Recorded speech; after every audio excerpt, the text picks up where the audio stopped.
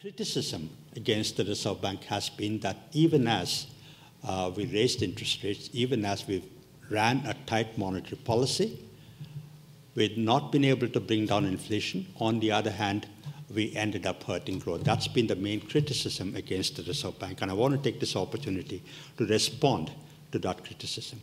I can give a response at several levels. The most straightforward response is that the counterfactual is not known. What inflation would actually have been if the Reserve Bank had not run a tight monetary policy. Inflation had actually come down from the peak of about 11% in 2010 to below 7% in July this year.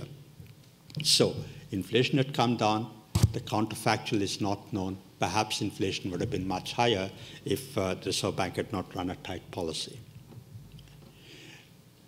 But a more considered response to that criticism is that some sacrifice of growth is inevitable, is a necessary price we have to pay to bring down inflation.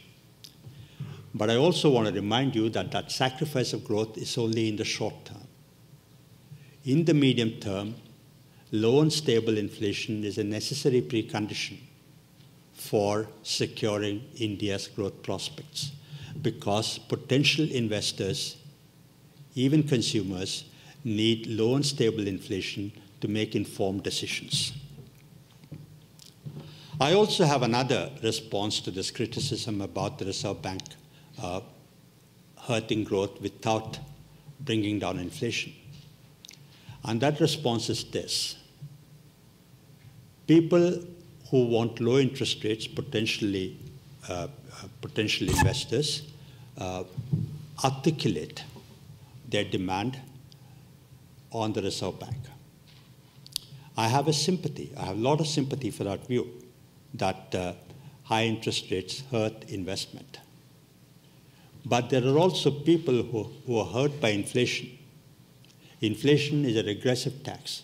It hurts the poor the most. We also have to listen to the silent voice of the poor. They do not have a mechanism for articulating their demand for bringing down inflation.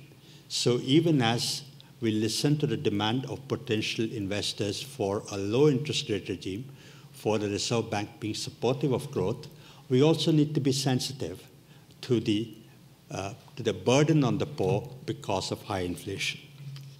The reason I would give potential investors reason for optimism is that there's lots of good things happening in India, including investment.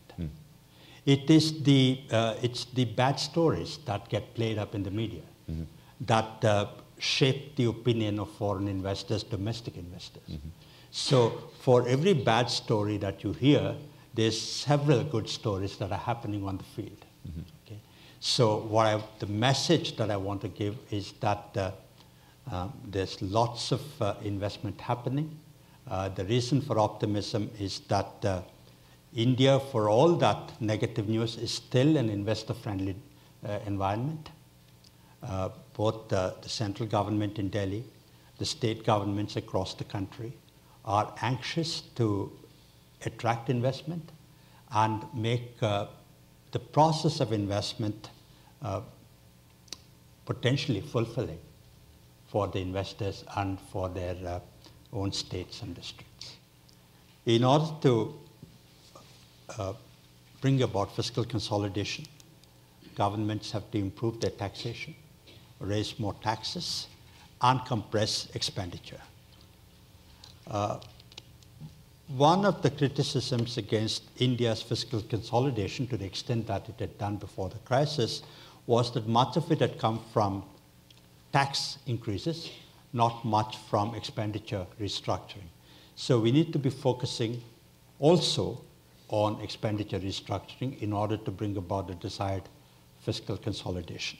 Perhaps the biggest way, or perhaps the most effective way, perhaps the only way of restructuring expenditure is to reform the subsidy regime.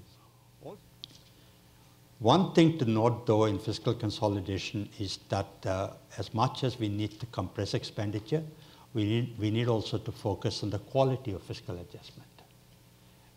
We need to make sure that the expenditure that is being cut is unproductive expenditure, and the expenditure that is being protected is productive expenditure.